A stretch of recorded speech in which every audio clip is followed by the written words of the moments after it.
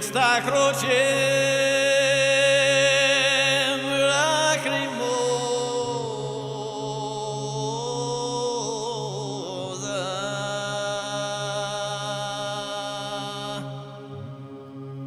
pendebat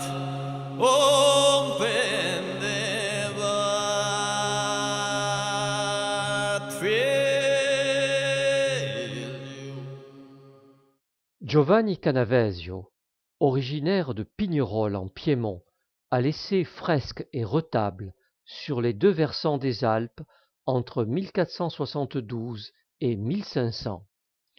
Prêtre à Albenga jusqu'en 1477, il a, parallèlement à sa fonction sacerdotale, exercé le métier d'artisan d'art.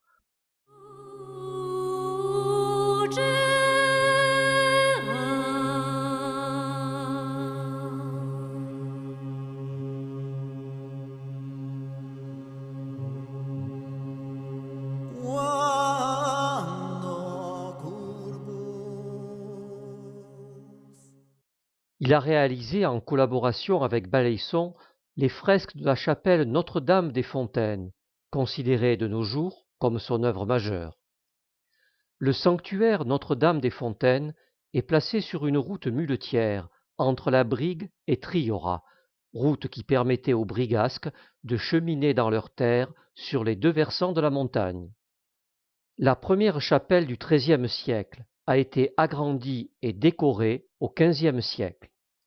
Giovanni Balaisson a réalisé les fresques du chœur. Giovanni Canavesio a réalisé celles des murs.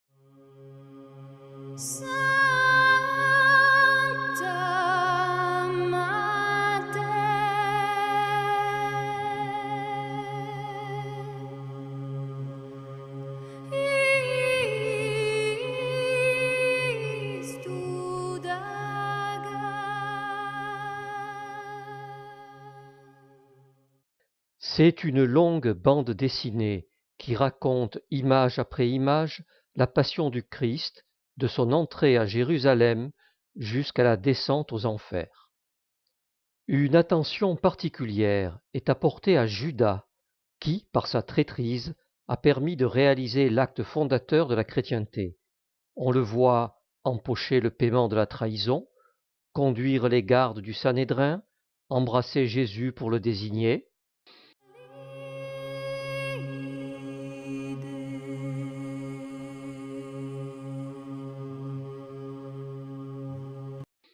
On le voit rendre la bourse, puis pendu, le ventre éclaté, les entrailles s'écoulant hors du corps. Un démon à deux têtes extirpe son âme de la partie basse du corps.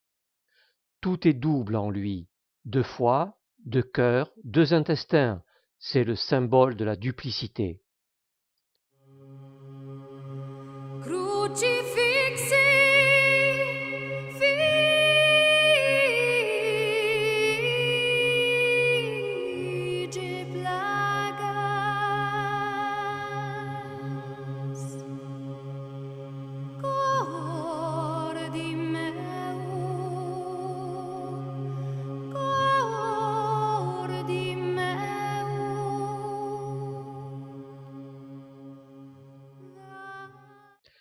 Le jugement dernier occupe le mur au-dessus de la porte.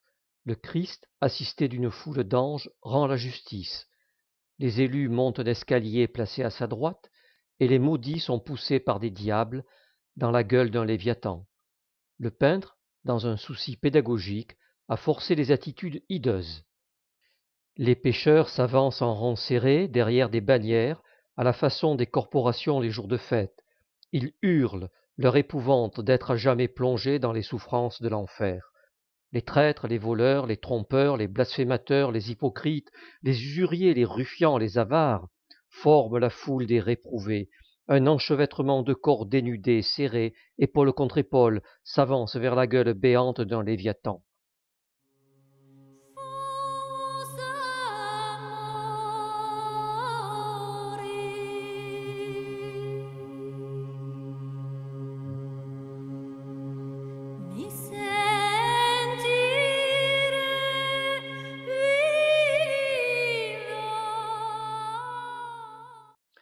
Ces fresques, typiques du gothique alpin, s'inspirent d'images produites dans les monastères allemands. Elles s'apparentent aux œuvres plus tardives de Bosch qui a peint durant les guerres civiles de la Réforme.